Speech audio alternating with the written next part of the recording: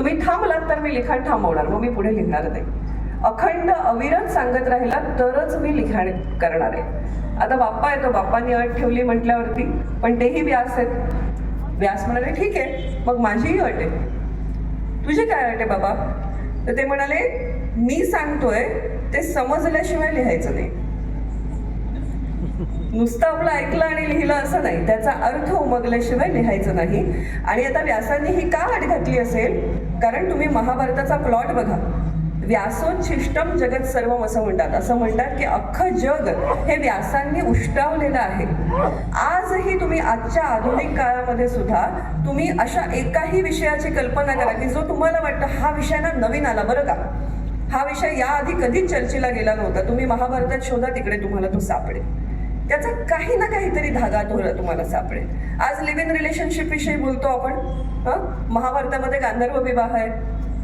आज ट्रान्सजेंडर्स बद्दल बोलतो आपण, महाभारतामध्ये आंबा आहे. सो कुठलाही विषय, कारण संपूर्ण समाज काय असतो याचा व्यासांचा अभ्यासच इतका दांडगा आहे की खरोखर व्यासोच्छिष्टम जगत सर्वम. पण महाभारताची कल्पना करत असताना सांगायचं आहे अखंड, आणि किती त्याच्यामध्ये किती जन्म आहेत, कोणाचा जन्म कुठे होतो, कोण कुठलं कुळ किती आहे, अख्खी ती कथा जी आहे ती इतक्या कुळांची कथा आहे, हे सगळं विचार तर करायला लागेल ना. आणि न थांबता कसं सांगायचं? मग व्यासांनी काय क्लुप्ती केली? व्यास मध्ये मध्ये कूट प्रश्न टाकायचे, कोडं टाकायचे. मग गणपती बाप्पाला ते कोडं सोडवायला विचार करून समजल्याशिवाय उत्तर लिहिता येत नाही, त्यामुळे त्याला कोडं सोडवायला वेळ घ्यायला लागायचा. तेवढ्या वेळामध्ये व्यास पुढची कथा तयार करायची आणि मग न थांबता सांगायचं. आता ही युक्ती.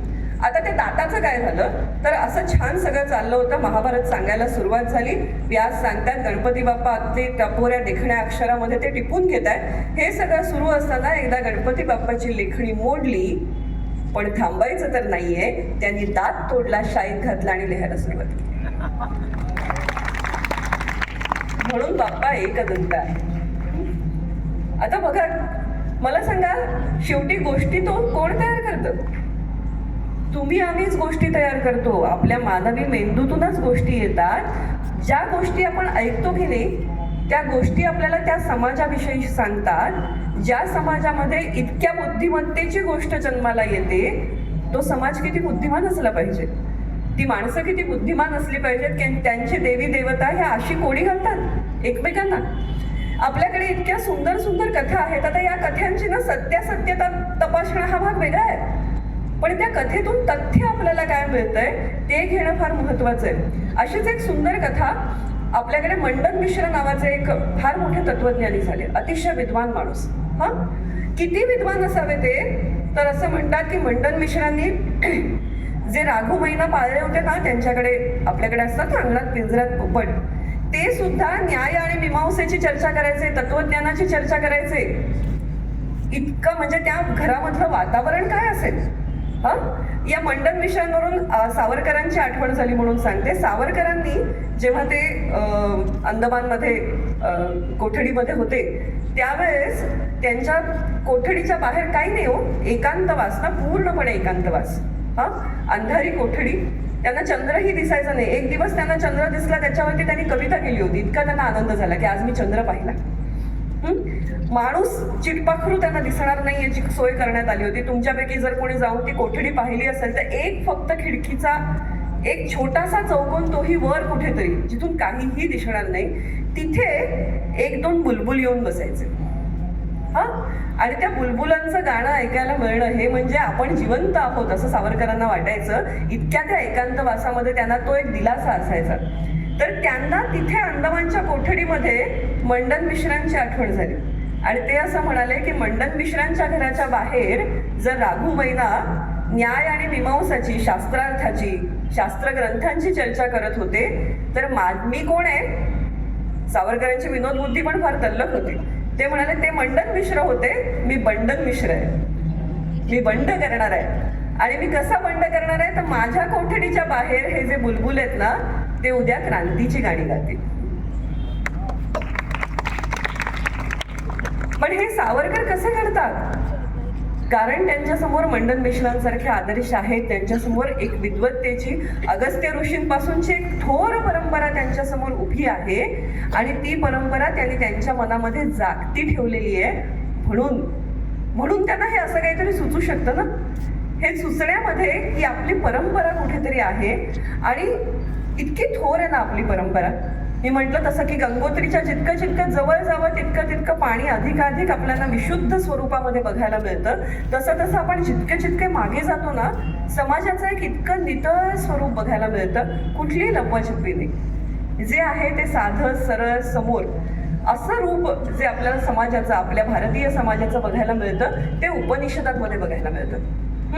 आज मी मनोबलमध्ये मुलांशी जेव्हा संवाद साधला तेव्हा मी एक छोटीशी गोष्ट त्यांच्याबरोबर शेअर केली जी मला तुम्हालाही सांगायला आवडेल. किती मी मगाशी म्हटलं तसं गोष्टीमधून शिकवणं किती छोटीशी गोष्ट असते. त्या गोष्टीमध्ये काही आजच्यासारखे खूप टर्न्स आणि ट्विस्ट असायला लागतात असं नाही. आपल्या डेली सोपला कशी गोष्ट नसतेच, हो की नाही. आमच्या पालिकांमध्ये बघा, तुम्ही शेवटी कंटाळता, आता कधी बंद करणार असं विचारायला लागता. पण तितक्यात काहीतरी आम्ही असं घडवतो की परत तुमचा उत्साह वाढतो, मग परत तुम्ही बघायला लागता. चांगलंय. पण त्या गोष्टींमध्ये किती तथ्य असतं माहीत नाही. आपल्या उपनिषदांच्या गोष्टीमध्ये मात्र खूप तथ्य दडलेलं असतं. गोष्ट दिसायला छोटीशी 4 ओळींची गोष्ट असते, कदाचित एखादा छोटासा संवाद असतो, पण त्याच्यामध्ये इतकं गूढ काहीतरी सांगितलेलं असतं आणि जे ना एकदा आपल्या मनावरती बिंबलं की तो संस्कार होऊन जातो, ते पुसलं जात नाही, इतका तो ठळक असा संस्कार असतो. तर ही छोटीशी गोष्ट आहे. 2 गुरु शिष्य एकमेकांशी बोलतायत. मुळात ना उपनिषद या शब्दाची व्याख्याच काय माहितीये का? उपनिषद, गुरुच्या पायाशी जाऊन बसणं. उपनिषद हा अख्खाच गुरु शिष्यांचा संवाद आहे. गुरु जवळ शिष्यानी जाऊन, आणि ही फार महत्वाची गोष्ट आहे बघा. आजच्या काळातल्या या सगळ्या मुलांना आता ही गोष्ट दुर्मिळ होऊ लागली, कारण अलीकडे आपल्याला असं वाटतं की ऑनलाईन पण शिकलं जातं. ऑनलाईन शिक्षण हा टेक्नॉलॉजीचा उत्तम पर्याय आहे, पण शेवटी गुरुमुखातून शिकणं, गुरुच्या सानिध्यात शिकणं ही फार वेगळी गोष्ट असते.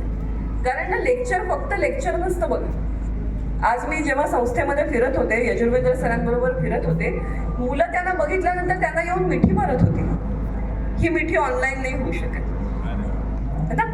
तर हे गुरु शिष्यामधलं जे नातं आहे, आपल्याकडे गुरु शिष्याच्या नात्याला इतकं पावित्र्य दिलेलं आहे, इतकं त्याचं महात्म्य सांगितलेलं आहे. ते पित्यापेक्षाही, जन्मदाता पिता असतो त्याच्यापेक्षाही गुरु मोठा असतो. कारण जन्मदाता पिता फक्त जन्म देतो, पण हा जन्म कसा सार्थकी लावायचा हे आपल्याला गुरु शिकवतो. त्यामुळे गुरुचं महत्व हे आपल्याकडे खूप अनन्यसाधारण आहे. आणि गुरुच्या सानिध्यात जाऊन जेव्हा आपण शिकतो ना, कारण गुरु आपल्याला घडवतो, ते नुसतं पुस्तकी शिक्षण नसतं. मला आठवतं माझा मामा कॉलेजमध्ये प्रोफेसर होता, पण तो कॉमर्सला शिकवायचा. आता कॉमर्सचे वर्ग तुम्हाला माहिती आहेत, 120 मुलं पटावरती आहेत, त्यातली 12 येतात. लेक्चर कुणी घेतलंय आणि कुणी अटेंड केलंय हे कुणालाही कळत नाही. बहुतेकदा शिक्षकही, म्हणजे आता मुंबईकडच्या कॉलेजेसची अवस्था तर बरेचदा अशी असते की पटावरती विद्यार्थी असतात, पण ते प्रत्यक्षात वर्गात येत नाहीत. शिक्षक जातात, जे आहेत त्यांची हजेरी घेतात, थोडं काहीतरी शिकवतात, परत येतात. बरं, पुढच्या वेळेस गेल्यावर परत नवीन कोणतरी मुलं असतात. त्यामुळे त्यांच्यामध्ये काही कंटिन्युअन्स, ज्याला आपण म्हणतो की हे माझे विद्यार्थी, असा काही बॉन्ड डेव्हलप झालेला नसतो. एक दिवस मी मामाकडे गेले होते आणि मला माझ्या ज्या गाईड आहेत डॉक्टर मंजुषा गोखले, त्यांचा फोन आला. त्यावेळेस मोबाईल वगैरे पण अगदी जस्ट सुरू झाले होते, असा तो काळ होता. माझ्या मामाला इतकं आश्चर्य वाटलं की तुझ्या प्रोफेसरला तुझं नाव माहिती आहे. म्हटलं नाव माहिती आहे? म्हटलं अरे त्या माझ्या आईसारख्या आहेत आणि मी त्यांच्या घरी जाऊन शिकते. तुला त्या वर्गाच्या बाहेर शिकवतात? म्हटलं वर्गाच्या बाहेर शिकवतात म्हणजे मी नाटकात वगैरे काम करत होते त्या काळात. तर माझ्या बाईंची मला अशी सूचना होती की समजा माझा 4ला शिवाजी मंदिरला प्रयोग आहे आणि माझं कॉलेज तिथून शिवाजी मंदिरपासून जवळ आहे, तर 2:30 वाजेपर्यंत मी वर्गात असायचे. 2:30 वाजता वर्ग चालू असताना बाई मला सांगायच्या की अगं तुझ्या प्रयोगाची वेळ झाली, तू जा. 2:30 पर्यंत मी शिकायचे, मग मी उठून निघून जायचे. 3 वाजता शिवाजी मंदिरला पोहोचून 4ला मेकअप वगैरे करून माझा प्रयोग करायचे. प्रयोग संपल्यानंतर मी थेट माझ्या घरी न जाता बाईंच्या घरी जायचे. बाई कुकरला शिट्ट्या काढत असायच्या आणि त्या मला उरलेलं पाणीचं सूत्र शिकवायच्या. तुझं आज जे बुडलं असेल ते. हे उपनिषद आहे. हे उपनिषद आहे. ही आमची गुरु शिष्य परंपरा आहे की गुरु आमच्याकडे, कालिदासांनी स्पष्ट म्हटलंय की जो गुरु जीविकेसाठी, पोट भरण्यासाठी शिकवतो तो व्यापारी आहे. तो ज्ञानाचा व्यापारी बसलाय. त्याला गुरु म्हणायचं नाही, त्याला शिक्षक म्हणायचं नाही. शिक्षक जो आहे त्यांनी आपल्या, म्हणजे पोट प्रत्येकालाच आहे, ते प्रत्येकालाच भरायचं आहे, पण शिकवायचं कशासाठी? यामागची जी प्रेरणा आहे ती आपली उपनिषदाची प्रेरणा आहे. तर त्या उपनिषदामध्ये एक गोष्ट, या गुरु शिष्यांचा संवाद सुरू आहे. कदाचित ना हे श्यामच्या आईच्या सारखं वाटतं मला. इथे आल्यावर साने गुरुजींची आठवण तो होणारच ना. बहिणाबाई साने गुरुजी ही स्वतः स्वतंत्र एक विद्यापीठ आहे.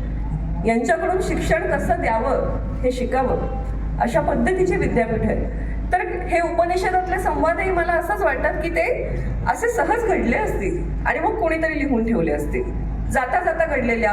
श्यामच्या आईने काय, आता मी आता संस्कार करायला बसते हा असं म्हणून थोडीच श्यामला समोर घेऊन बसवलं होतं. छोटे छोटे प्रसंग आयुष्यात घडत गेले. तर तशी ही छोटीशी गोष्ट, त्यामध्ये गुरुनी विचारलं विद्यार्थ्याला की काय रे बाबा, अंधार झाला तर अंधार कोण दूर करेल? विद्यार्थी हुशार, तो म्हणाला सूर्य. बरोबर आहे ना, सोलार एनर्जी आपल्याकडचा सगळ्यात मोठा सोर्स ऑफ एनर्जी. तो म्हणाला ठीक आहे, सूर्य आला की अंधार दूर होईल. गुरु म्हणाले ठीक आहे, पण जर सूर्य नसेल तर? विद्यार्थी हुशार म्हणाला चंद्र. सूर्य नसेल तर चंद्राकडून प्रकाश मिळेल. गुरुजी म्हणाले बरं, चंद्रही नसेल तर? तो म्हणाला अग्नी. मानवाला प्रकाश निर्माणही करता येतो ना. सूर्य चंद्र हे नैसर्गिक स्रोत झाले, ते नसतील तर मनुष्यच प्रकाश निर्माण करेल. आता त्यावेळेसच्या सगळ्या टेक्नॉलॉजीप्रमाणे बरोबर उत्तर दिलं त्याने. आजच्या काळामध्ये मुलांनी कदाचित डायरेक्ट टॉर्च, मोबाईलचा फ्लॅशलाईट असं उत्तर दिलं असतं. पण ही उत्तरं बरोबर. गुरु म्हणाले ठीक आहे, पण जर अग्निही निर्माण करता आला नाही आणि अंधार आहे तर? जरा शिष्य थोडा विचारात पडला की अग्नी पण नाही निर्माण करायचं, मग अंधार कसा दूर करता येईल? गुरु म्हणाले शब्द. जेव्हा आजूबाजूला अंधार असतो बघा, लाईट जाते, तेव्हा आई पहिली गोष्ट काय सांगते? अरे बाबा जरा सांभाळू ना, समोर सामान आहे. आपल्याला अंधारामध्ये शब्द आधार देतात, दिलासा देतात. आपल्या जवळच्या माणसांचे शब्द, आपल्या गुरुचे शब्द हे खूप आधार देतात. ते असतील. पण गुरु म्हणाले हे तर मी तुला सांगितलं, पण समजा तेही नसतील तर? मग काय करायचं? मग अंधार दूर कसा होणार? शिष्य विचारत पडला, त्याला काही उत्तर सापडे ना. गुरु म्हणाले अरे अशा वेळेस आपणच आपला प्रकाश बनायचं. अशा वेळेस तू प्रकाश हो. मला वाटतं मनोबल, मी त्या मुलांना हेच सांगत होते की हे मनोबल आहे. आपल्या मनाचा जो दिवा लागतो तो कशाच्या जोरावर लागतो? तो आपल्या मनोबलाचा स्विच जेव्हा आपण ऑन करतो तेव्हा लागतो. आणि जेव्हा आपण हा स्विच ऑन करतो, तो जो प्रकाश आहे ना, या प्रकाशावरती पुन्हा अंधार आक्रमण करूच शकत नाही. आत्ता दीप हो, तूच तुझा दिवा हो.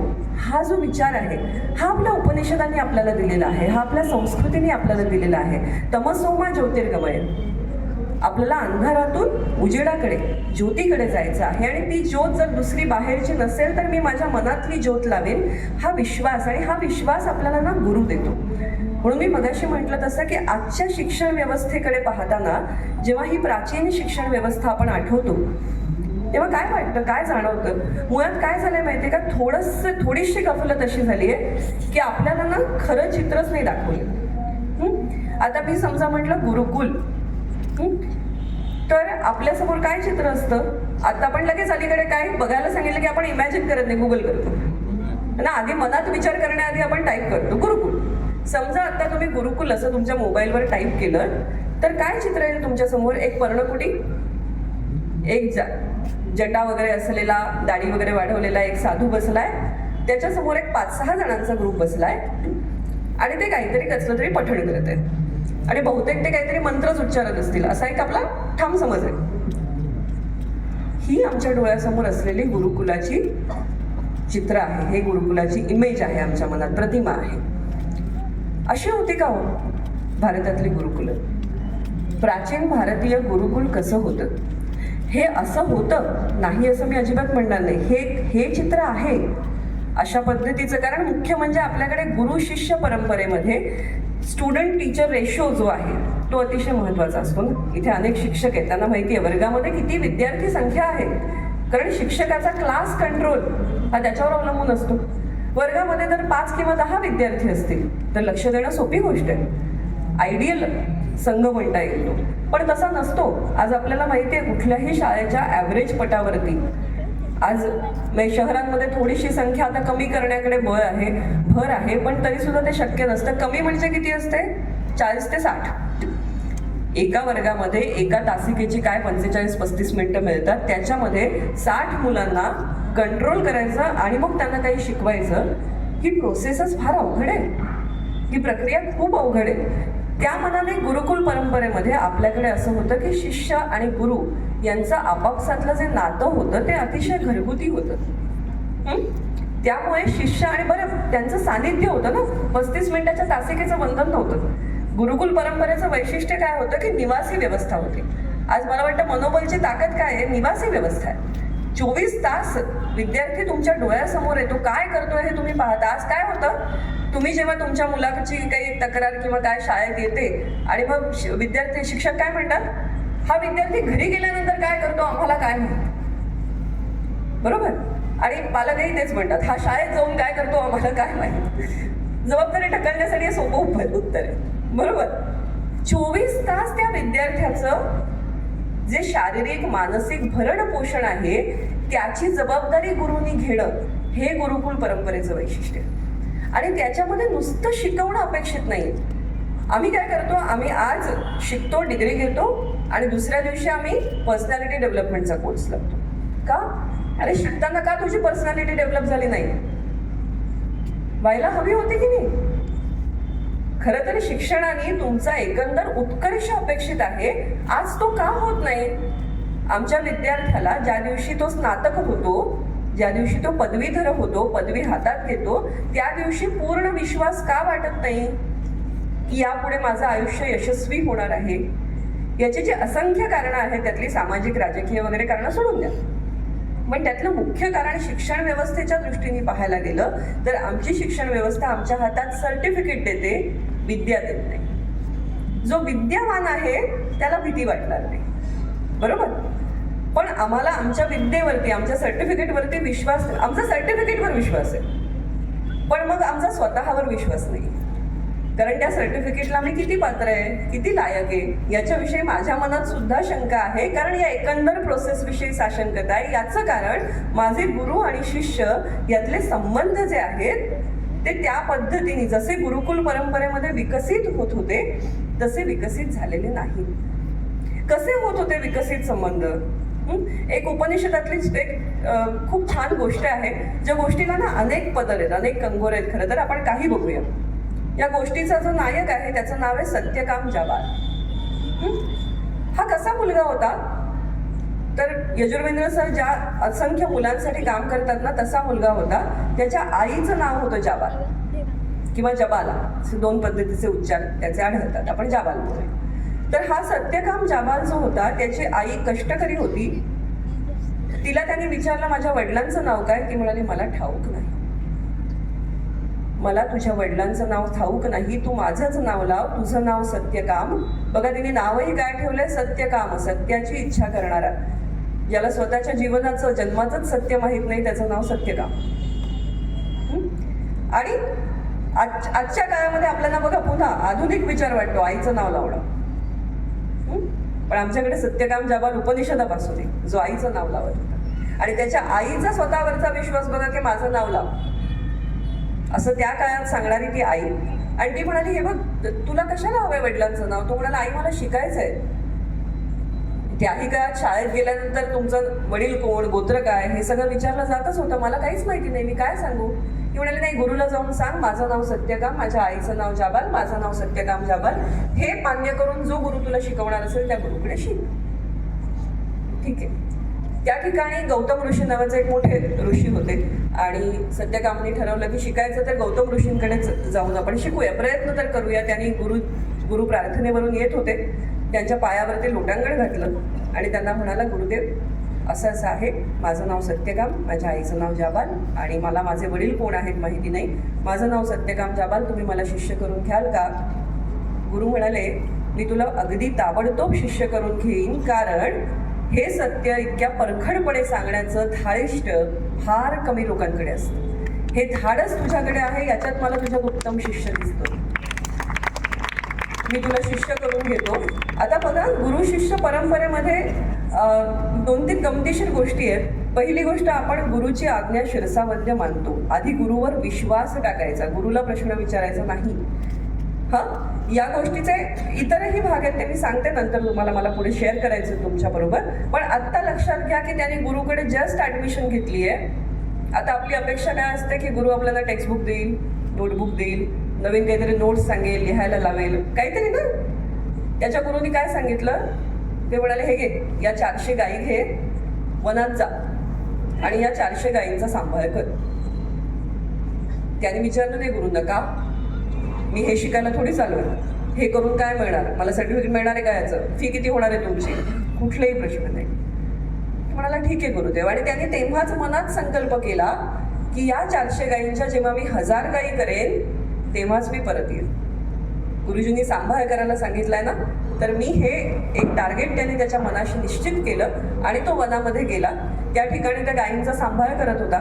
त्याने एक छान कुरण तयार केलं वनामध्येच, त्याला कुंपण वगैरे घातलं, गायींचं संरक्षण होईल हे पाहिलं. मोठं काम आहे, जिकिरीचं काम आहे. आणि 400 गायी ही काही छोटी संख्या नाही आहे. ते सगळं त्याचं छान चालू होतं. आणि एकदा गायी चरायला लागल्या की हा ध्यानाला बसायचा आणि हळूहळू त्याला आत्मचिंतनातून ज्ञान होऊ लागलं. आत्मचिंतनातून, ज्याला आपण म्हणतो ना, आज ध्यानाच्या माध्यमातून जे तुम्ही ज्ञान करून घेता, ते ज्ञान त्याला होऊ लागलं. असं होता होता काही काळ लोटला आणि एक बैल त्याच्या समोर आला त्या गायींमध्ये, गायींच्या कळपातला. आणि तो म्हणाला, अरे तू पाहिलंस का, आम्ही झालो 1000. तुझा संकल्प पूर्ण झाला, आता तू गुरुच्या भेटीला जायला पात्र आहेस, आता निघ. आणि त्या सगळ्या 1000 गायी घेऊन तो निघाला. तर रस्त्यात त्याला ना एक जण भेटत गेला. पहिल्यांदा त्याला अग्नी भेटला, मग त्याला वायू भेटला, मग त्याला हंस भेटला. असे 4 वेगवेगळ्या अमूर्त शक्ती म्हणूया त्याच्या समोर आल्या. आणि त्या सगळ्यांनी त्याला ब्रह्मपाद, ज्याला म्हणतो आपण ब्रह्मज्ञान ज्याला म्हणतो, त्या प्रत्येकातला एक भाग शिकवला. म्हणजे ब्रह्मज्ञानाचे जर 4 भाग असतील तर एक भाग अग्नीने शिकवला, एक वायूने शिकवला, एक हंसाने शिकवला. हे सगळं शिकून तो प्रत्येकाकडून ते ऐकत होता आणि गायी घेऊन पुढे जात होता. हे सगळं करून तो आता गुरुकडे पोहोचला. गुरु म्हणाला, अरे वा, माझ्या गायींमध्ये तू एवढी वृद्धी केली, शाबास. आणि तुझा चेहरा बघून मला कळतं आहे की तुला खूप ज्ञानाचीही प्राप्ती झालेली आहे. तर छान, तुझा ज्ञान यज्ञ सफल झाला असं म्हणायला काही हरकत नाही. काय उत्तर द्यावं सत्यकाम जाबाला? तो म्हणाला, नाही गुरुदेव, जोवर ज्ञान तुमच्या मुखातून ऐकत नाही तोवर ते पक्क होणार नाही, तोवर मी ज्ञानी झालो असं मी मानणार नाही. म्हणजे ज्ञान मिळालेलं आहे, खिशात आहे, पण तरी सुद्धा ते माझं तोवर होत नाही जोवर त्याच्यावर गुरुमुद्रा उमटत नाही. हा बघा किती मोठा संस्कार आहे हा. आजकाल आम्हाला वाटतं की आम्ही गुगल केलं, कॉपी पेस्ट केलं, प्रोजेक्ट आहे, एकदा प्रोफेसरच्या समोर टाकलं की आम्ही ज्ञानी, मैंने तो कर लिया आहे ना. ही वृत्ती आज आपल्याला खूप बळावताना दिसते. म्हणून सत्यकाम जाबालाचा परिचय पाहिजे. तो का माहिती पाहिजे की एवढं सगळं ज्ञान मिळालंय, समोरून आपसूक आलेलं आहे. म्हणाला असताना अग्निदेव काय गुरुपेक्षा मोठा नाही का? अग्नीने मला ज्ञान दिलं, वायूने मला ज्ञान दिलं, हंस साक्षात दैवी हंस माझ्या कुठल्याही गोष्टींनी फुशारक्या न मारता त्याने विनम्रतेने गुरुला सांगितलं की तुम्ही ज्ञान द्या, तेव्हा मी म्हणेन की आज मी ज्ञानी झालो. मग गुरुने अर्थातच त्याला अनुग्रह दिला आणि मग जाबाल हा फार मोठा ऋषी झाला. बघा, मला पुन्हा एक आपल्या परंपरेचं वैशिष्ट्य काय जाणवतं की सत्यकामासारखा माणूस सुद्धा, ज्याच्या कुळाचा, गोत्राचा, कशाचाही परिचय नाही, तोही महान ऋषी होऊ शकतो, तोही ज्ञानी होऊ शकतो, हा विश्वास सुद्धा आमचं उपनिषद आम्हाला देतं, है ना.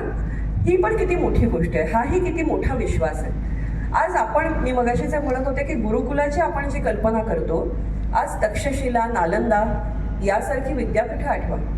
मी माझ्या डोळ्यांनी, काय असतं, काही क्षणांना साक्षात्काराचे असतात. यजुर्वेद सर म्हणाले ते अगदी बरोबर आहे की जोवर तुम्ही डोळ्यांनी येऊन मनोबल पाहत नाही ना, मनोबलची साईड बघता येईल की मला, त्याच्याविषयीचे कितीतरी यूट्यूब व्हिडिओज बघता येतील. आजकाल आपल्या यूट्यूबवरती पण फार भरोसा आहे. पण तुम्हाला सांगू का, मी परत तेच म्हणेन की जी ती गुरु भेटीचा जो आनंद आहे, आपण पर्वत खूप नाही आहेत का, तरी सुद्धा मला जाऊन गिरनार पर्वत चढायचा असतो का? कारण त्या क्षेत्राचं काहीतरी महात्म्य आहे, तिथे काहीतरी एक एनर्जी आहे. जेव्हा माझे पाय तिथे लागतात तेव्हा काहीतरी वेगळं घडतं. मी बहिणाबाईंचं काव्य माझ्या घरी बसून, माझ्या लायब्ररीत बसून पण वाचू शकते, पण नाही, मला बहिणाबाईंच्या ओळी जळगावमध्ये येऊन गुणगुणायच्या असतात. का? कारण ह्या मातीत त्या आहेत कुठेतरी. तो जो एक स्पर्श आहे, तो जो एक श्वास आहे, तो अनुभवायचा असतो. ती जी गंमत आहे ना, आणि ती आजकाल आपण फार मुक्तो आहोत असं मला वाटतं. तर उपनिषदांच्या बाबतीत किंवा या तत्वज्ञान विद्यापीठांच्या बाबतीत जेव्हा मी विचार करत होते, माझ्याही डोळ्यासमोर मी मगाशी म्हटलं तसं गुरुकुलाचं चित्र होतं. एक छोटी पर्णकुटी, 5-6 शिष्य, एक गुरु शिकवत आहेत. आमच्याकडे मुंबईत जर तुम्ही कधी आलात तर बोरिवली नॅशनल पार्क आहे, संजय गांधी राष्ट्रीय उद्यान आहे. तिथे आतमध्ये एक कान्हेरी केव्ज आहे, त्या कधीतरी जरूर बघायला जा. आणि त्या बघायला जाल ना तर कोणीतरी छान गाईड घेऊन जा बरं का, ज्याला चांगली माहिती आहे. कारण त्या केव्समध्ये खूप रहस्य दडलेली आहेत की जेव्हा तुम्ही बघता ना तुम्ही थक्क होता. तर या कान्हेरी केव्समध्ये एक लायब्ररी आहे. आता अर्थातच ती गुफा आहे. त्या गुफेमध्ये मी जेव्हा शिरले, मला त्यांनी सांगितलं आणि ते बाहेर पाटीही लावली की हा लायब्ररीचा हॉल, पूर्वीच्या काळचा, जुन्या काळचा. तर आतमध्ये मी शिरले. मी म्हटलं केवढा तरी मोठा हॉल. आत्ता तिकडे तुम्ही बघायला गेलात तर फक्त असे दगडी खांब दिसतात तुम्हाला आणि बसण्याची सोय केलेली बाक, दगडी बाक असे तुम्हाला दिसतात. आणि छताकडे मी बघितलं तर छतावरती ना मला असे गोल गोल गोल गोल छिद्र दिसले. मी म्हटलं हे काय आहे, अगदी साईजने केलेली छिद्र आहेत, ही कशासाठी आहेत? ते म्हणे हे लॅम्प लावण्यासाठी आहेत. त्या काळामध्ये अख्ख्या हॉलभर दिवे लावले जायचे आणि एका वेळेस 100 विद्यार्थी तिथे बसून अध्ययन करायचे. आता हे तर कान्हेरी केव्स हे मोठं विद्यापीठही नाही आहे.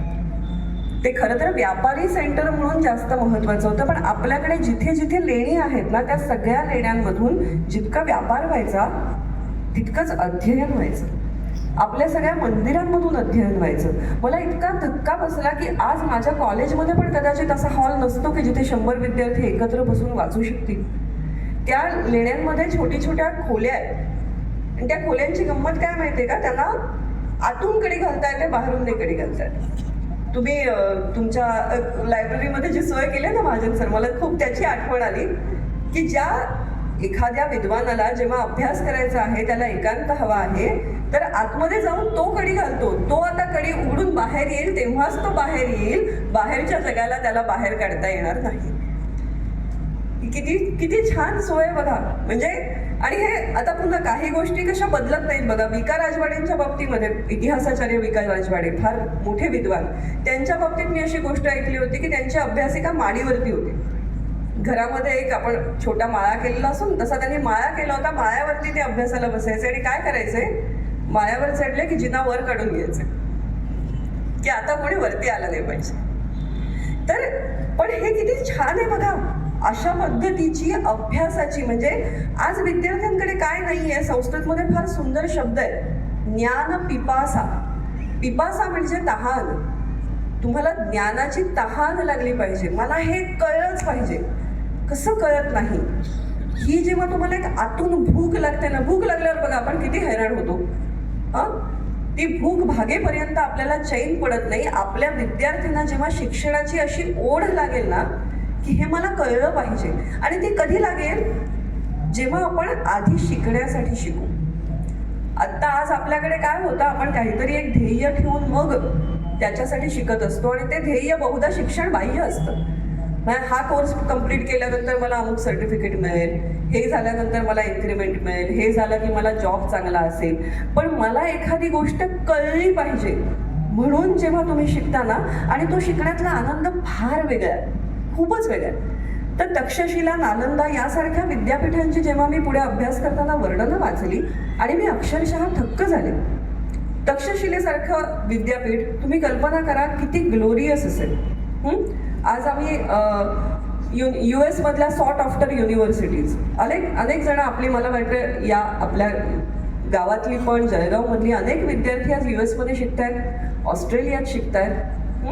ते लिस्ट काढतात की नाही पहिली, कुठल्या युनिव्हर्सिटीज आहेत, टॉप युनिव्हर्सिटीज कुठल्या आहेत. आपल्या भारतातल्या टॉप युनिव्हर्सिटीज कुठल्या होत्या? नालंदा होती, तक्षशिला होती, काश्मीरमध्ये शारदा पीठ होतं, त्याला सर्वज्ञ पीठ असं सुद्धा म्हणायचं. आणि किती बघा आपल्या संस्कृतीमध्ये शिक्षणाचा संस्कार किती रुजलेला होता की जेव्हा उपनयन संस्कार करायचे ना, तर दक्षिणेकडे म्हणजे महाराष्ट्रापासून खाली जेव्हा उपनयन संस्कार व्हायचा तेव्हा त्या बटूला उत्तर दिशेने 7 पावलं चालवलं जायचं. का? तर तू त्या उत्तरेच्या युनिव्हर्सिटीजमध्ये जा. हा संस्कार लहान म्हणजे जसं आपण मुलांना सांगतो ना, तू ऑक्सफर्डला जाऊन शिकलं पाहिजेस, तू केम्ब्रिजला जाऊन शिकलं पाहिजेस, तू US अमुक युनिव्हर्सिटीत शिकलं पाहिजेस, तसं आपल्याकडे सांगितलं जात होतं. आणि अशा युनिव्हर्सिटीज आपल्याला भारताबाहेर नव्हत्या, भारतात होत्या. किंबहुना अशा युनिव्हर्सिटीजसाठी चायना, जपान, इजिप्त, तिबेट या सगळ्या देशांमधून विद्यार्थी येत होते. आपल्याला UN सॅंग खूप माहिती आहे, तो आपल्याला इतिहासातून बराच परिचित झालेला आहे. 7व्या शतकामध्ये UN सॅंग आला होता आपल्याकडे आणि तो अनेक विद्यापीठांमध्ये अभ्यास दौरा नव्हता बरं का त्याचा. 1 दिवस इकडे, 2 दिवस तिकडे, 3 दिवस तिकडे नाही. एकेका विद्यापीठामध्ये 2-2, 3-3 वर्ष राहून त्यांनी अभ्यास केलेला आहे. त्याच्याच कालावधीमध्ये, त्याच्याच आसपास इत्सिंग नावाचा एक विद्यार्थी आला होता अभ्यास करण्यासाठी. त्यांनी काय करावं, तेव्हाची जी पद्धती होती ती अर्थात हस्तलिखित होती ना, तेव्हा प्रिंटिंग ही गोष्ट नव्हती. हस्तलिखित करून घ्यायला लागायची. खूप टीडियस जॉब आहे. एखादी गोष्ट कॉपी करणं हे फार अवघड असतं. विद्वान काय करायचे तर 20-20 लेखक कामाला लावायचे, ते त्यांच्यासाठी काम करायचे. एक अख्खी टीम काम करायची. एखादा ग्रंथ जेव्हा कॉपी व्हायचा, या इत्सिंगनी जाताना किती ग्रंथ न्यावेत. इत्सिंग काही काळ आला आणि इथे राहिला, खास करून तो तक्षशिलेमध्ये आणि नालंदामध्ये बराच काळ राहिला होता. त्यांनी 4 लाख श्लोक असलेले 400 ग्रंथ कॉपी करून दिले. म्हणजे किती ज्ञान पिपासा आहे बघा. कोण कुठला तो चायनामधून आलेला. बरं, परत जाताना तेवढाच त्याला सगळा तो प्रवास करून जायचा आहे, पण मला माझ्या देशामध्ये हे ग्रंथ न्यायचे आहेत, हे ज्ञान आहे. ही केवढी मोठी इच्छाशक्ती. आणि हे सगळं आमच्याकडे इथे घडत होतं. हे दुर्दैवाने आज आम्हाला माहिती नाही. नालंदा विद्यापीठ, तिथे इतकं मोठं ग्रंथालय होतं. नालंदामध्ये 3 ग्रंथालय होते, रत्नसागर, रत्नोदधी, रत्नमंजुषा. 3 ग्रंथालय मोठी मोठी असं म्हणतात. आता खरं खोटं माहिती नाही, पण त्यातलं एक ग्रंथालय 9 मजली होतं असं म्हणतात. त्या काळामध्ये 9 मजली इमारत ही ग्रंथालयाची असणं किती मोठी गोष्ट आहे बघा. आज आपण म्हणतो ना काशीला जायचं. आज वाराणसी दर्शन सध्या तर अनेक कारणांनी ट्रेंडमध्ये आहे आणि ते असायला हवं, बरोबर. पण काशी हे विद्येचं किती मोठं केंद्र होतं. एक असाच इटालियन प्रवासी आपल्याकडे आला होता. त्यांनी त्याचं वर्णन लिहिलेलं आहे. तर तो म्हणतो की इतर ठिकाणी मी विद्यापीठं पाहिली. आता नालंदा, तक्षशिला या मोठमोठ्या युनिव्हर्सिटीज होत्या. इथे हजारो विद्यार्थी शिकत होते. तुम्हाला आश्चर्य वाटेल, याला एंट्रन्स एक्झाम असायची. या युनिव्हर्सिटीज इतक्या मोठ्या होत्या आणि इतके बाहेरून परदेशी विद्यार्थी सुद्धा आपल्याकडे शिकायला यायचे की द्वारपंडित असायचे. हे द्वारपंडित म्हणजे एंट्रन्स एक्झाम घेणारे. आणि 3 द्वारपंडितांनी तुम्हाला पास केल्याशिवाय तुम्हाला आतमध्ये जाता यायचं नाही. आणि 10 पैकी ॲव्हरेज 2 ते 3च विद्यार्थी पास व्हायचे. म्हणजे पासिंग पर्सेंटेज काय होतं बघा, किती टफ असेल एक्झामिनेशन. आणि या युनिव्हर्सिटीजचं महत्त्व किती असेल बघा, की तिथे ॲडमिशन घ्यायला म्हणजे मी चायनावरून चालत येणार आणि द्वारपंडित मला सांगणार की तू लायक नाहीस, तर मी थांबणार, मी अभ्यास करणार, आणखीन तयारी करणार, परत परीक्षा देणार, की पास होईपर्यंत देत राहणार. आणि असे भारतभरातून विद्यार्थी फिरायचे. आज आपण म्हणतो ना की भारतामध्ये ऐक्य, भारतामधल्या ऐक्याचा सगळ्यात सुंदर पुरावा तुम्हाला सांगते. मी नाट्यशास्त्रामध्ये PhD केलं. भरतमुनींनी लिहिलेलं नाट्यशास्त्र. आता भरतमुनी कुठले याच्यावरती अनेक विवाद केले जातात, पण बरेचदा असं म्हटलं जातं की ते उत्तरेकडचे असावे किंवा काश्मीरमधले असावे, असंही खूप जणांचा कयास आहे. माहीत नाही, असं ठामपणे काही सांगता येत नाही, कारण खूप काळामध्ये लोटलेलं आहे. पण नाट्यशास्त्राच्या प्रती कुठे मिळाल्या? कन्याकुमारी आणि केरळ. विचार करा, एक पंडित होतो कुठे? नॉर्थला. आणि त्याच्या तेव्हा प्रिंटिंग नाहीये.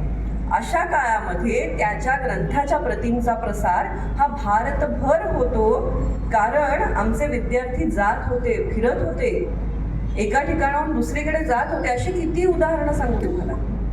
कालिदासाचं वाङ्मय तुम्ही वाचलत की तुम्हाला कळतं की कालिदासाने अख्खा भारत पाहिलेला आहे. आपल्या नागपूरला राहून गेलेला आहे तो, तिथूनच मेघदूताची सुरुवात होते, रामगिरी पर्वताची. तिथपासून हिमालयापर्यंतचं सगळं वर्णन, मध्य प्रदेश सकट जे सगळं वर्णन येतं, अचूक वर्णन आहे. आजही तुम्ही त्या त्या ठिकाणी ती आता अभ्यासकांनी अभ्यास करून आपल्याला पुन्हा सांगितलं की ही ती मूळ गोष्ट ती जाऊन पाहिली. अनेकांनी वायुमार्गाने प्रवास करून बघितला.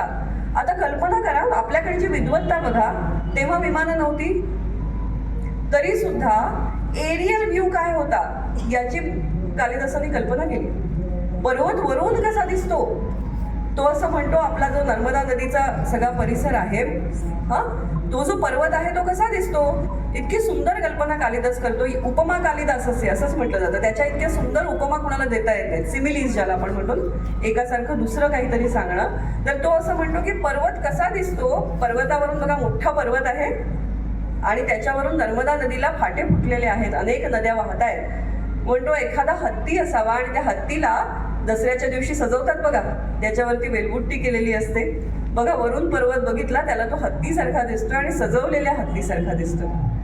किती सुंदर वर्णन आहे. आणि कल्पनाशक्ती अख्खच्या अख्खं मेघदूत एरियल व्ह्यूने. त्याच्यात त्या ज्या काम करणाऱ्या शेतकरी बायका आहेत ना, त्या सुद्धा आपल्या बटा बाजूला सरतात, ती वर बघतात, कारण तो मेघ आहे ना, मेघाच्या कॉन्टेक्स्टने चाललंय सगळं. तर ते ढगाला कसं दिसेल खालचं जग, अशी कल्पना करून कालिदासाने लिहिलेलं आहे. ही केवढी विद्वत्ता आहे बघा, ही प्रतिभा आहे. आणि ती कुठून येते, कारण आमचा कालिदासाच्या साहित्याचा अभ्यास केलात ना, त्याला सगळ्यातलं सगळं येतो. याचं कारण एज्युकेशन सिस्टमचा होलिस्टिक अप्रोच. आमच्याकडे स्पेशलायझेशनपेक्षा आधी ओळख करून देण्यावर भर होता. आणि बेसिक ज्या गोष्टी आहेत, सगळ्यात महत्त्वाची गोष्ट आमच्याकडे न्यायशास्त्राची ओळख करून दिली जाते. आज आपण डिबेट्स बघतो मीडियामध्ये, किती असंबद्ध डिबेट्स चालतात. 15 मिनिटं ऐकून त्यातले 2 मुद्दे सांगतात. लोक फक्त आरडाओरडा करतात, काही मुद्दाच नसतो. आणि जे काही एकमेकांच्या मुद्द्यांचं खंडन मंडन चालू असतं, त्याच्यामध्ये एकमेकांवर आरोप करणं, कुठेतरी खालच्या पातळीवर जाणं, वैयक्तिक शेरेबाजी करणं, याच्या पलीकडे काय घडतं. अलीकडच्या काळात म्हणते मी, मधल्या काळामध्ये आपल्याकडे खूप चांगल्या डिबेट्स सुद्धा झालेल्या आहेत. मी काही नाकारणार नाही, आपण ज्येष्ठ मंडळी इथे आहात. पण त्या का चांगल्या झाल्या, कारण त्या मंडळींना मुळामध्ये सभ्यतेचं, संवादशास्त्राचं एक भान. आणि हे भान कुठून येतं, हे पुन्हा कुठेतरी शिक्षण व्यवस्थेमध्ये असतं, तुमच्या गुरुमध्ये असतं. त्या काळामध्ये प्रत्येक विद्यार्थ्याला न्यायशास्त्र शिकवलं जात होतं. आज आपण आता व्याख्यानमाला करतो आहोत. अलीकडे हा प्रकारही किती दुर्मिळ होत चाललाय. मला खूप बरं वाटलं की मला व्याख्यानमालेसाठी बोलवलं. इव्हेंटसाठी खूपदा बोलवतात, मोठमोठ्या अवॉर्ड फंक्शन्सच्या अँकरिंगसाठी बोलवतात, पण तिथे ना झगमगाट जास्त असतो, तेज कमी असतं. मला वाटतं व्याख्यानमालेमध्ये काय, इथे तेज आहे, इथे प्रकाश आहे. आणि हा प्रकाश मोलाचा आहे, हा प्रकाश महत्त्वाचा आहे. तर त्या काळामध्ये काय असायचं, त्या काळामध्ये संगोष्ठी व्हायच्या, सभा असायच्या. म्हणजे अनेक ठिकठिकाणचे विद्वान, म्हणजे आज जर समजा इथे आपल्याला सभा करायची आहे, तर महाराष्ट्रभरातले विद्वान, जसं आपल्याकडे आता साहित्य संमेलन लवकरच होणार आहे, तर महाराष्ट्रभरातून साहित्यिक येतील ना, तशा पद्धतीने वेगवेगळे गुरु आणि शिष्य एकत्रित यायचे. आणि मग एखादा विषय चर्चेला घेतला जायचा, त्यातल्या जे छोटे छोटे इतर मुद्दे असतील त्यांची विभागणी व्हायची, आणि याच्यावरती पूर्व पक्ष उत्तर पक्ष अशा चर्चा व्हायच्या. आपल्याकडे इव्हन पूर्वीची जी टेक्स्टबुक्स आहेत ना, त्या सगळ्यांमध्ये पूर्व पक्ष उत्तर पक्ष मांडणी आहे. म्हणजे काय, तर मला जर माझी थिअरी मांडायची आहे, मला जर तुम्हाला काहीतरी सांगायचं आहे, तर ते सांगत असताना माझं म्हणणं काय आहे ते तर मी सांगतेच, पण माझ्या विरोधकांचं यावरचं म्हणणं काय आहे आणि त्याचा माझं उत्तर काय आहे. बरं, मग एका विरोधकाचंच नाही सांगत मी यांचंही सांगते, यांचंही सांगते, त्यांचंही सांगते, आणि सगळ्यांच्या मताची चर्चा करून पुन्हा अतिशय आदरपूर्वक म्हणजे ॲग्री टू डिसॲग्री सुद्धा जे होईल ते अतिशय आदरपूर्वक करून मग मी माझ्या सगळ्या चर्चेचा समारोप करते. ही अशा पद्धतीची ग्रंथरचना आपल्याकडे झालेली. तुम्ही शंकराचार्यांचं कुठलंही पुस्तक उघडून बघा, तर आपल्यापैकी कोणी विवेक चूडामणी वाचलं असेल किंवा अशा पद्धतीची पुस्तकं वाचली असतील तर अतिशय आदराने डिबेट करणं, डिबेटसाठी प्रसिद्ध आहे आपला देश. आणि ही परंपरा आज दुर्दैवाने आपण आपल्या विद्यार्थ्यांपर्यंत नाही पोहोचवलेली. आज किती शाळांमधून पूर्वी व्हायच्या, एक फार छान नाव होतं त्याला, वक्तृत्व शास्त्रोत्तेजक सभा वगैरे अशी सभा असायची, मी चुकत नसेल तर, बरोबर. आणि वादविवादाचे संघ असायचे. विद्यार्थ्यांना त्यांचे विचार मांडायला शिकवलं जायचं. मगाशी मी जे म्हणणार होते की गुरुकुल परंपरेमध्ये अनेकदा लोकांचा असा समज असतो की आपल्या गुरु शिष्य परंपरेमध्ये गुरु म्हणेल ही पूर्व, शिष्याने म्हणायचं नाही ही पूर्वच, पश्चिम असली तरी त्यांनी गुरुला प्रश्न विचारायचा नाही. असं अजिबात नव्हतं. आपल्याकडे गुरु आणि शिष्य यांच्यामध्ये संवाद होता, वाद नव्हता. वाद असणं वेगळी गोष्ट आहे आणि संवाद असणं गोष्ट वेगळी आहे. संवादामध्ये तुम्हाला भांडावं लागत नाही, तुम्ही तुमची शंका उपस्थित करता, गुरु त्याचं निरसन करतो. आणि समजा करू शकला नाही तर शिष्यात इच्छेत पराजयम, शिष्याने माझा पराजय केला तर गुरुला आनंद आहे. ही आमची परंपरा सांगते की प्रश्न तर त्यांनी विचारलेच पाहिजेत आणि त्यांनी पराभव केला तर आनंद आहे. तुम्हाला एक छोटीशी गोष्ट या अनुषंगाने सांगते. रामानुजाचार्य नावाचे फार मोठे संत, ज्यांचा आज हैदराबादला फार मोठ्या पुतळ्याचं अनावरण अलीकडच्या काळामध्ये काही वर्षापूर्वी झालं आणि ते फार चर्चेत आले. पण फार मोठा संत, म्हणजे या संताविषयी आपल्याला माहिती नाही किंवा सांगितलं जात नाही, हे आपलं दुर्दैव. इतका मोठा संत 12व्या शतकाच्या काळामध्ये झालेला. आणि आता हे गुरु शिष्यावर गुरुचा वाद कसा होऊ शकतो, तर त्यांच्या गुरूंच्या कथा फारच विलक्षण आहेत. त्यातली एक सांगते तुम्हाला. त्यांच्या गुरूंनी त्यांना सांगितलं की बाबा तू माझा सर्वोत्तम शिष्य आहेस, मी तुला गुह्यतम ज्ञान देतो, एक मंत्र मी तुला सांगतो. हा जो मंत्र आहे ना हा फक्त तुझ्यासाठी आहे, हा बीज मंत्र आहे, हा अतिशय रहस्यमय मंत्र आहे. या मंत्राने तुझं भलं होणार आहे. अट फक्त एकच, आयुष्यात कधीही हा मंत्र कुणालाही सांगायचा नाही. ही गुरुवाज्ञा. आदल्या दिवशी गुरुनी सांगितलं. दुसऱ्या दिवशी रामानुजाचार्यांनी काय करावं, त्यांचं जे गाव होतं त्या गावातल्या एका मोठ्या मंदिराच्या छज्ज्यावरती ते गेले आणि तिथून त्यांनी लोकांना बोलवलं, या या इकडे या, मी खूप महत्त्वाची गोष्ट सांगणार आहे. सगळे लोक आले, हजारोंच्या संख्येने लोक आले की काहीतरी हा महत्त्वाचं सांगतं. ते म्हणाले मी तुमच्या उत्कर्षाचा मंत्र तुम्हाला सांगतो. आणि त्यांनी सांगून टाकलं मंत्र. गुरुला कळलं. गुरु म्हणाला काय हा मुलगा, याला मी इतक्या विश्वासाने मंत्र सांगितला आणि त्यांनी हे काय केलं. चिडले ते. त्यांनी विचारलं, रामानुजाचार्याला बोलवून घेतलं की बाबा काय प्रकार काय, हा काय चाललंय तुझं. तो म्हणाला महाराज तुम्ही काय म्हणालात, हा मंत्र जर मी कोणाला सांगितला तर माझं भलं होणार नाही, पण त्यांचं होणार आहे ना. माझ्या एकट्याचं भलं नाही झालं तर चालेल ना, हजारो लोकांचं भलं होतं, ही किती मोठी गोष्ट आहे. खरी आहे. आणि यावरती गुरुला पराजय स्वीकारावा लागेल नाही तर काय. त्या रामानुजाचार्यांनी सगळ्यांसाठी भक्तीचे दरवाजे खुले केले. त्यांनी खूप खूप मोठं कार्य केलेलं आहे. म्हणजे त्या कार्याविषयी अधिक सविस्तर आता मी सांगत नाही, पण ही आमच्याकडची गुरु शिष्य परंपरा आहे. त्याच रामानुजाचार्यांची गोष्ट आणखीन एक सांगते. त्यांचे एक गुरु होते ज्यांच्याकडे ते शिकत होते. तत्वज्ञानामध्ये वेगवेगळ्या धारा असतात ना, म्हणजे वेगवेगळे प्रवाह आहेत की कोणी अद्वैत वेदांताचा पुरस्कार करतं, कोणी द्वैतवादाचा पुरस्कार करतं, कोणी अद्वैतामध्ये केवळ अद्वैताचा पुरस्कार करतं. अशा वेगवेगळ्या आपल्याकडे तत्वज्ञानाच्या शाखा आहेत आणि सहसा एका शाखेतून माणूस दुसऱ्या शाखेत जात नाही. एका शाखेचा स्वीकार केला की केली. रामानुजाचार्यांनी शाखा बदलली. त्यांच्या गुरुबरोबर वाद म्हणावे असे, शंका निरसन झालं नाही असं म्हणूया आपण. त्यांनी गुरूंना काही शंका विचारल्या पण गुरूंना तेवढं उत्तर देता आलं नाही. त्यांनी शोध घेतला की माझा दुसरा योग्य गुरु कोण असू शकतो. ते गुरु जेव्हा त्यांना सापडले तेव्हा गुरु मरणासन्न होते.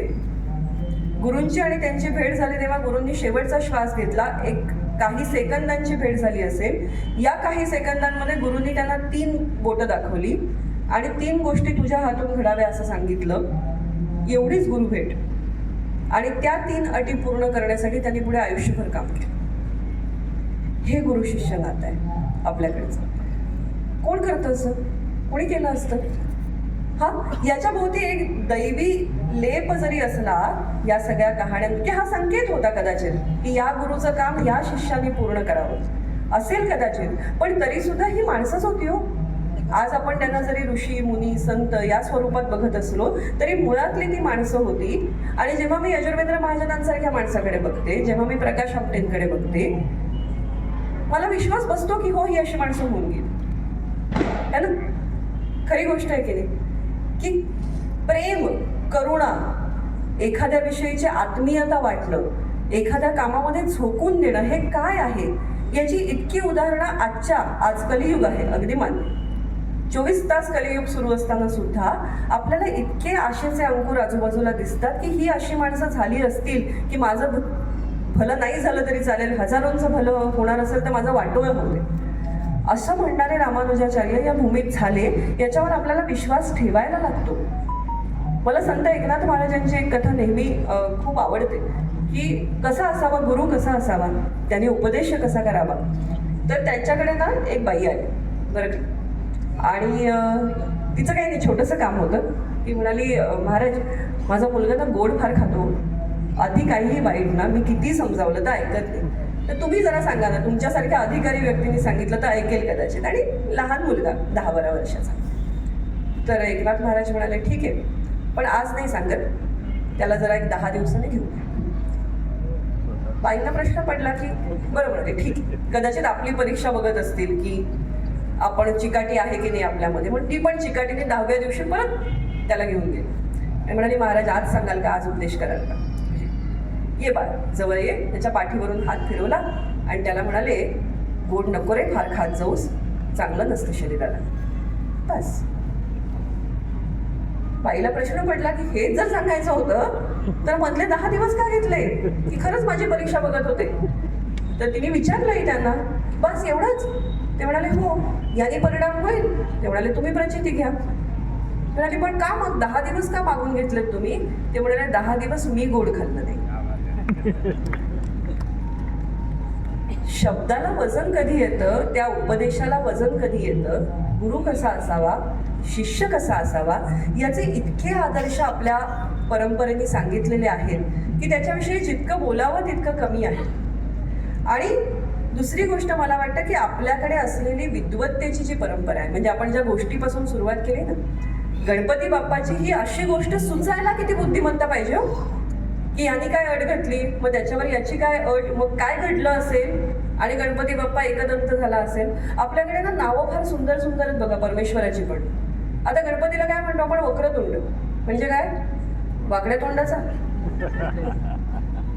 असं कसं म्हणू बाप्पाला, काहीतरी अर्थ असायला पाहिजे की ते नावाला काहीतरी अर्थ असतो. आता एकदंताची कशी गोष्ट आहे, मला प्रश्न पडायचा ही वक्रतुंडाची काय गोष्ट असेल. हा कोण आपण असं म्हणतो का की हा कसा वाकड्या तोंडाचा, त्याची सोंड. बरं आपल्याला उत्तर साधं देतात ना शाळेत वगैरे, कोणालाही विचारलं की नाही ती सोंड अशी वाकडी असते ना, वळणदार असते ना, म्हणून तो वक्रतुंड. म्हटलं तरी सुद्धा सोंडेला पण नावच ठेवलंय ना. याचं काय कारण असेल, कारण गणपती बाप्पा उत्तम वक्ता. वक्रोक्ती हा आपल्याकडे अलंकार आहे. जो वक्रोक्तीने बोलू शकतो, जो सजवून सांगू शकतो. आता मराठीमध्ये संस्कृत शब्दांचे अर्थ थोडे थोडे कधी कधी बदलतात. आपल्याकडे वक्रोक्ती म्हणजे काहीतरी वाकडं बोलला किंवा तिरकं सांगितलं. असा घास न घेता असा घास घेतला की आपल्याला वाटतं वक्रोक्ती झाली, तसं नाही. वक्रोक्ती म्हणजे संस्कृतमध्ये सजवून सांगणं. तर ज्याचं तुंड म्हणजे ज्याची गिरा, ज्याचं बोलणं हे वक्रोक्ती पूर्ण आहे, कारण तो वाक्पती आहे, वाचांपती आहे, वाणीचा स्वामी आहे, म्हणून तो वक्रतुंड. त्याचा वाकड्या सोंडीशी तसा काही संबंध नसतो. पण या आपल्या परंपरेच्या दडलेल्या गोष्टी आहेत ना, या शोधण्यात फार मजा येते. आपल्यापैकी इथे अनेक ज्येष्ठ मंडळी आहेत, त्या सगळ्यांना नरहर कुरुंदकरांचा परिचय आहे. एक अतिशय विद्वान माणूस, म्हणजे ज्या माणसाचे ऋण महाराष्ट्राने किती वेळा मानावेत असा इतका विद्वान माणूस. इतक्या वेगवेगळ्या क्षेत्रांमध्ये त्यांना गती होती. त्यांनी नाट्यशास्त्रावरती सहज म्हणून दिलेली काही व्याख्यानं आहेत, ज्याचा एवढा मोठा ग्रंथ आहे, रंगशाला नावाचा. म्हणजे तो ग्रंथ वाचल्यानंतर माझी तर झोपच उडाली. म्हणजे मी जे काही PhD साठी थोडं बहुत संशोधन केलं असेल त्या सगळ्याची प्रेरणा नरहर कुरुंदकरांच्या रंगशाला या ग्रंथामध्ये होती. त्या ग्रंथात त्यांनी एक गंमत सांगितली बघा. आता अलीकडची संशोधक मंडळी ज्यांना भारतीय व्यवस्थेशी, भारतीय संस्कृतीशी परिचय नसतो, भारतीय असूनही अनेकदा, ते कशी गंमत करतात तर काय झालं, आता आपण ग्रीक थिएटर बघितलं, शेक्सपियरन थिएटर बघितलं, ही मोठी मोठे स्टेज आहेत, लोकांची बसण्याची. अथेन्समधलं जे थिएटर आहे, आपण फोटो जरी पाहिले असतील तर हजारो लोक तिथे बसू शकतात, पायऱ्या पायऱ्यांचं थिएटर आहे. भारतीय माणसाला वाटलं, अरे आमची रंगभूमी इतकी प्राचीन, आमचं थिएटर कुठे, शोधा. लोक लागले शोधायला.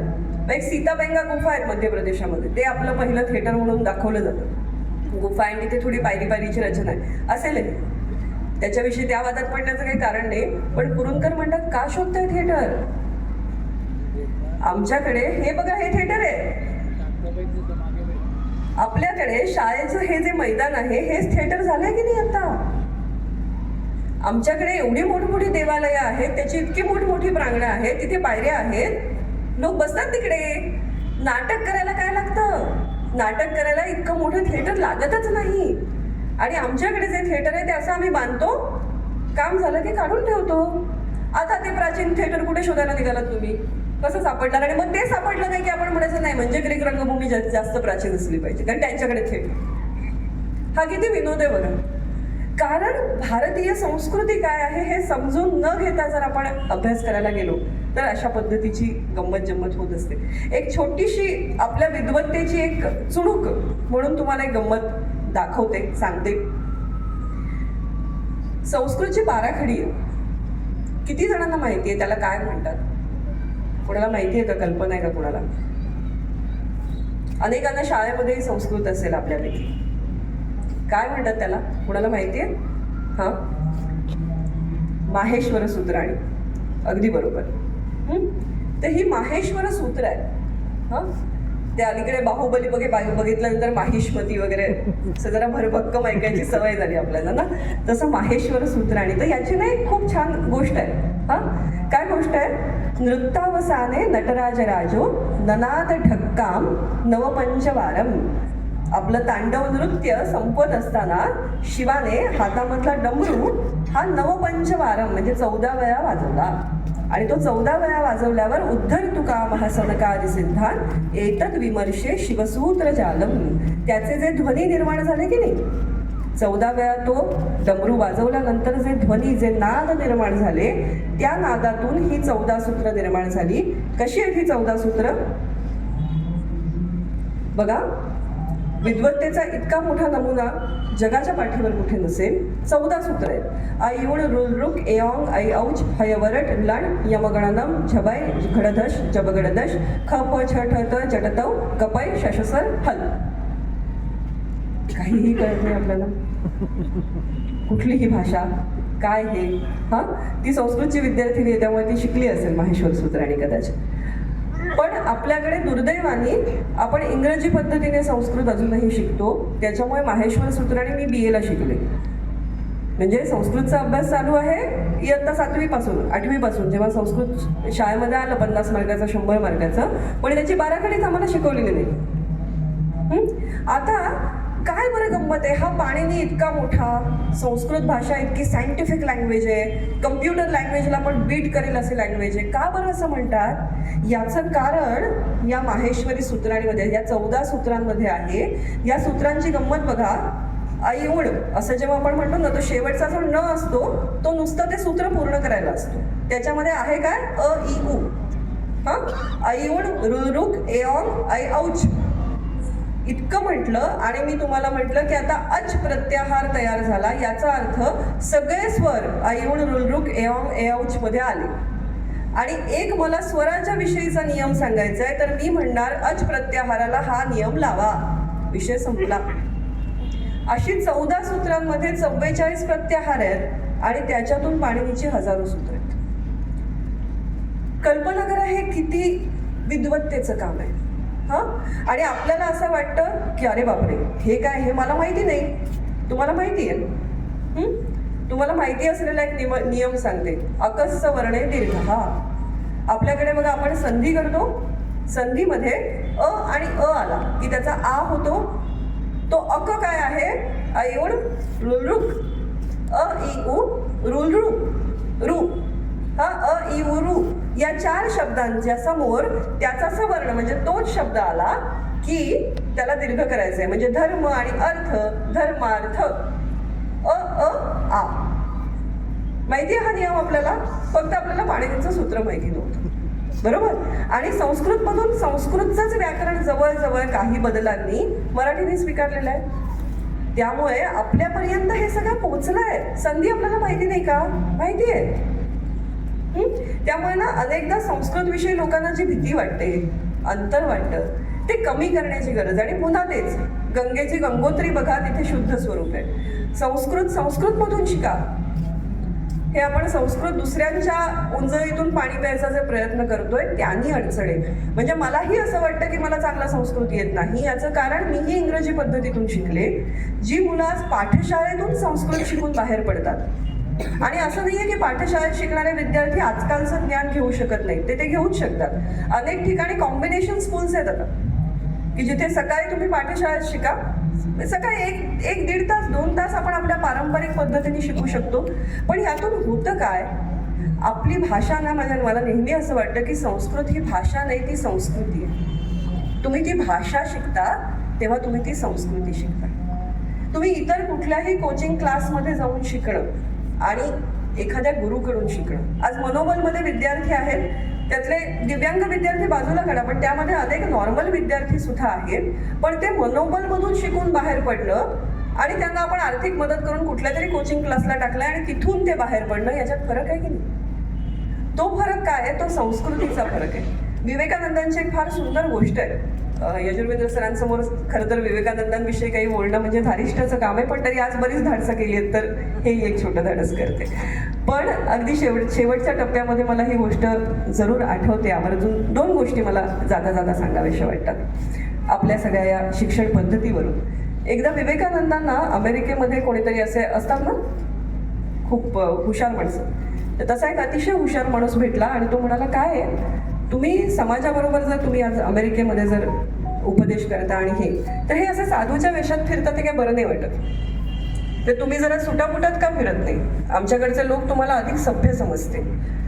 तर विवेकानंदांनी त्याच्यावर फार सुंदर उत्तर दिलं. ते म्हणाले, अच्छा, तुमच्या देशामध्ये सभ्यता शिंप्यावरून ठरते, आमच्या देशामध्ये सभ्यता चारित्र्यावरून ठरते. आणि हे चारित्र्य कोण घडवतं? विवेकानंदांना कोण घडवतं? विवेकानंदांना रामकृष्ण परमहंस घडवतात. त्यामुळे शिष्य जितका मोठा, तिचा गुरु त्याहीपेक्षा अधिक मोठा असतो, आणि तो तसा असणारच. तुम्ही कुठेही जा, जगाच्या पाठीवर तुम्ही कोणीही श्रेष्ठ व्यक्ती बघा, त्याच्या मागे कोणीतरी एक मोठा गुरु आहे, त्याचं कोणीतरी एक प्रेरणास्थान आहे, एक ऊर्जा स्त्रोत आहे, हे तुम्हाला कळेल.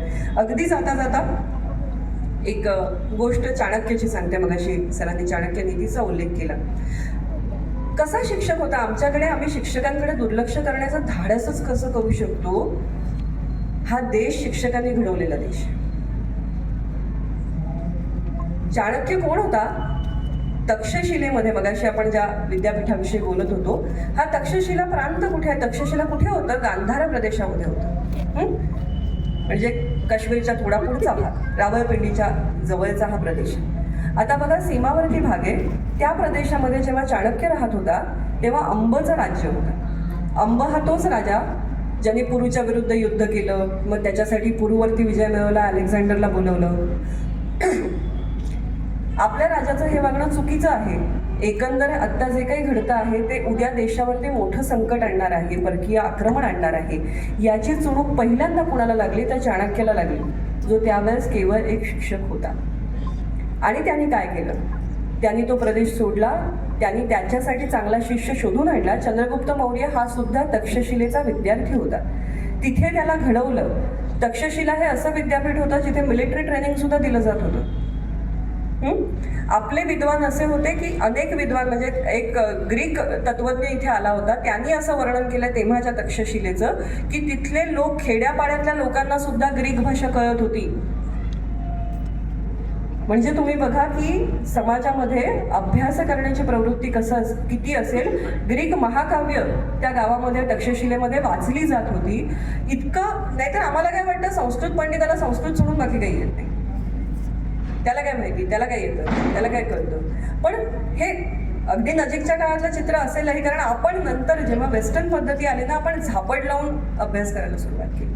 आपल्याकडचा जो होलिस्टिक अप्रोच होता, जे मी मगाशी सांगत होते की प्रत्येकाला न्यायशास्त्र शिकवलं जात होतं, साधं सरळ वैद्यकशास्त्र प्रत्येकाला अवगत होतं. एक बेसिक ज्याला आपण म्हणतो ना, आणि अपेक्षाच हीच होती. म्हणजे तुम्ही भरतमुनींनी नटाकडून ज्या अपेक्षा केल्या, नटांमध्ये सगळ्यात नटांचा प्रमुख कोण असतो? सूत्रधार असतो.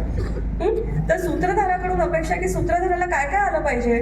बघा त्याचं जॉब प्रोफाईल त्यांनी कसं सांगितलंय, हसतमुख पाहिजे.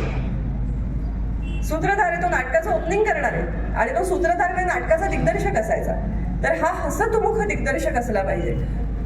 दाढी खाजवतोय, मैंने कुछ अलग करने का सोचा है, देखिए अभी लोग क्या देखते हैं, असं म्हणणारा सूत्रधार नव्हता. हसत खेळत लोकांसमोर येणारा, मी काय घेऊन आलो आहे ते प्रफुल्ल वृत्तीने सांगणारा असा सूत्रधार अपेक्षित होता. आणि त्याला काय काय यायला हवं, त्याला नाटक तर यायला हवंच, त्याला वेगवेगळ्या भाषा यायला हव्यात. हा खूप महत्त्वाचा मुद्दा आहे असं मला वाटतं. कारण आपला देश पहिल्यापासून अनादि अनंत काळापासून बहुभाषिक देश झालेला आहे आणि आमच्या मुलांना आज आम्ही भाषा शिकवत नाही. आमच्या सूत्रधाराकडून अपेक्षा आहेत, कारण आज त्याचा इथे प्रयोग आहे, उद्या मध्य प्रदेशात असेल, त्याला इथे मराठी आलं पाहिजे, तिथे हिंदी आलं पाहिजे. त्याही काळामध्ये संस्कृत बरोबर तितक्याच प्राकृत भाषा होत्या. प्रत्येक प्रदेशाची प्राकृत होती. आपली महाराष्ट्री प्राकृत ही सगळ्यात मधुर भाषा म्हणून ओळखली जायची.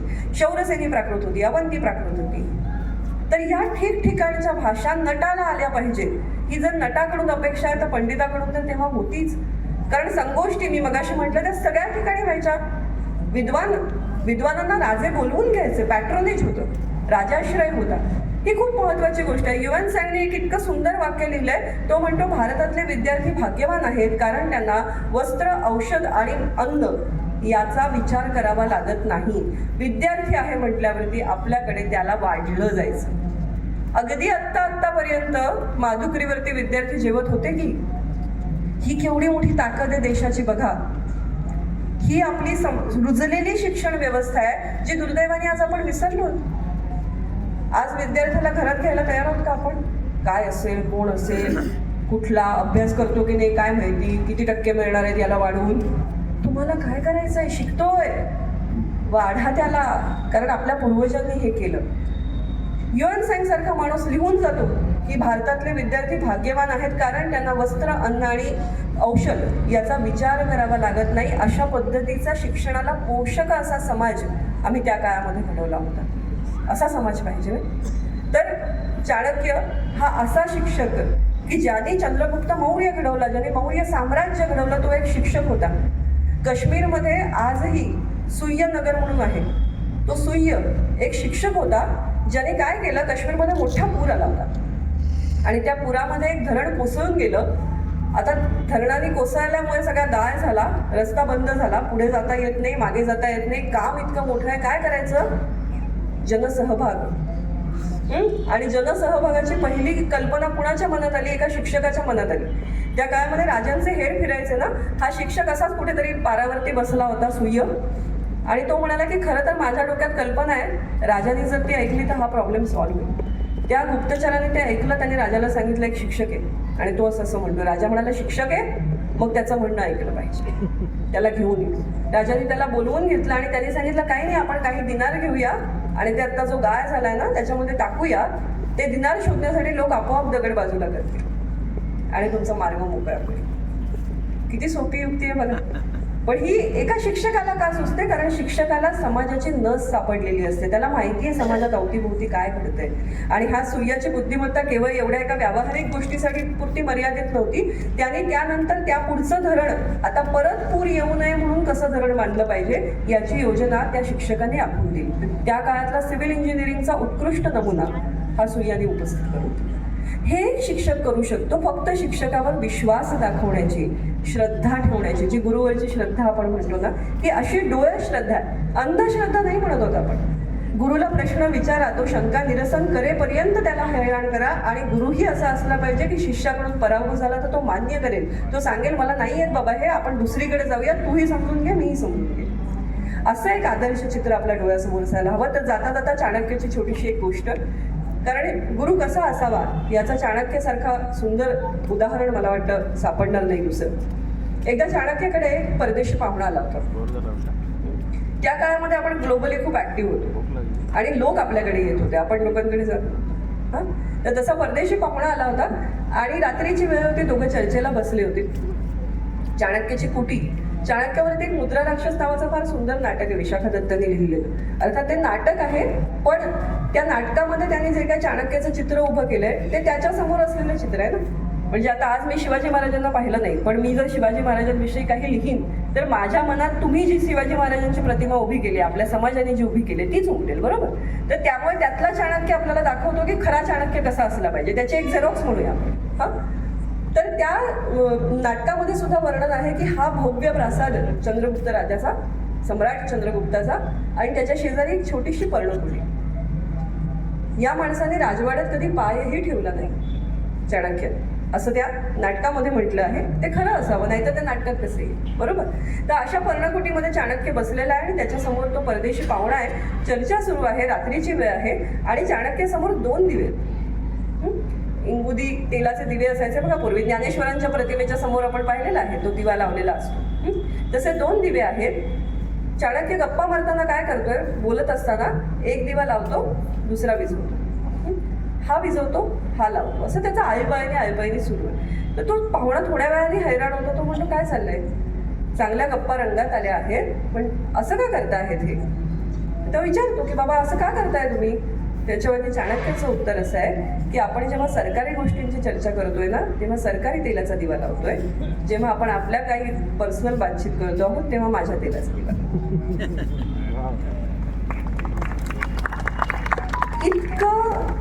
इतका विचार करणं आपल्याला ही गोष्ट पटूच शकत नाही, सुचूच शकत नाही. पण त्या चाणक्याला समाज किती माहिती होता. चाणक्य कौटिल्य अर्थशास्त्रामध्ये लिहिलेलं आहे, सरकारी माणसाविषयी आहे. सॉरी पण बघा, म्हणजे समाज बदलत कसा नाही, सातत्य कसं असतं. चांगल्या गोष्टींचंही सातत्य असतं आणि वाईट गोष्टींचंही सातत्य असतं. आणि त्या वाईटावरती विजय मिळवण्यासाठी, चांगल्याला प्रयत्नशील राहण्यासाठी सुद्धा सातत्य लागतं आणि याचं भान लागतं. मुळात ज्या गोष्टीवर अटॅक करायचं ती गोष्ट तुम्हाला नीट माहिती पाहिजे ना, तर तुम्ही त्याच्यावर अटॅक करू शकता. आपल्या शत्रूचा नेहमी आपल्याला अभ्यास करायला पाहिजे. चाणक्याने भ्रष्टाचाराच्या विरुद्ध किंवा भ्रष्टाचाराच्या संदर्भात केलेलं विधान असं आहे की सरकारी अधिकारी जेव्हा असतो तेव्हा तो पैसा कसा खातो, त्याने दिलेलं दृष्टांत ही पुन्हा आपल्या भारतीय संस्कृतीची एक छान गोष्ट आहे बघा. आपण उत्तम व्याख्या, उत्तम दृष्टांत देतो. तर त्यांनी केलेली व्याख्या अशी आहे की कसा खातो सरकारी अधिकारी पैसा, जसा मासा पाण्यात असतो पण पाणी कधी पितो कळत नाही, त्याप्रमाणे सरकारी माणूस पैसा कधी खातो. पण यापेक्षा उत्तम दृष्टांत मला आणून दाखवा बरं, नाही शक्य. तर ही आपली भारतीय संपदा आहे आणि मला वाटतं हे इतकं अलौकिक आहे हे सगळं. आणि याचा परिचय आज दुर्दैवाने आपल्याला नाही. आपल्याला असं वाटतं की संस्कृत ही एक अतिशय बोरिंग लँग्वेज आहे, मृत भाषा अनेकदा लोक त्याला म्हणतात, डेड लँग्वेज आहे. किंवा संस्कृत भाषेचं आणि शास्त्रीय संगीताचं सारखं असतं की ते छान असेल पण आपल्याला नको बाबा हे ना. तर त्याच्याविषयी गौरवाची भावना असते मनामध्ये, आदराची भावना असते, पण प्रेमाची भावना नसते, आस्थेची भावना नसते.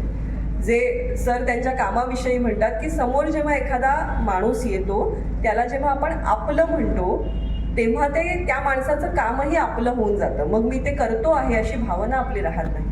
मला वाटतं आपल्या संस्कृतविषयी, आपल्या संस्कृतीविषयी ही आपलेपणाची, ममत्वाची भावना कुठेतरी तयार व्हायला हवी.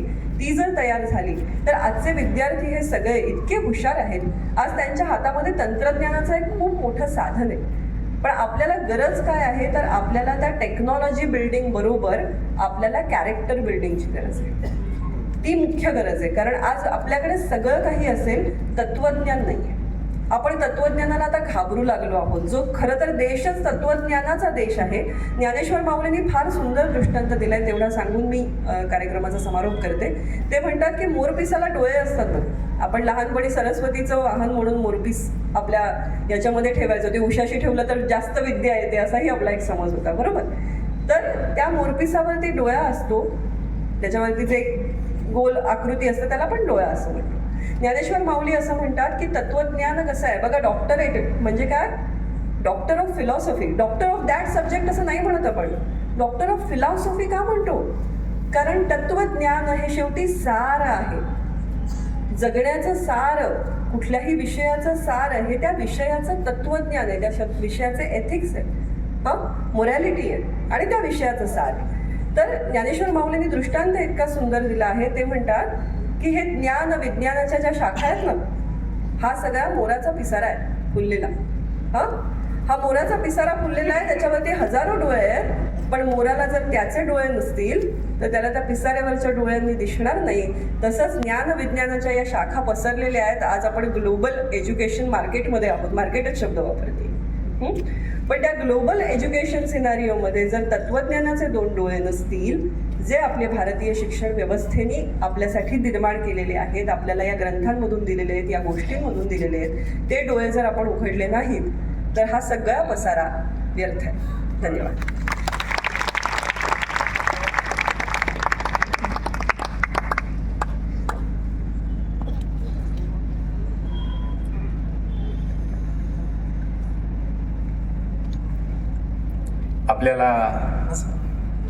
आपल्याला त्यांची ओळख वेगळी होती,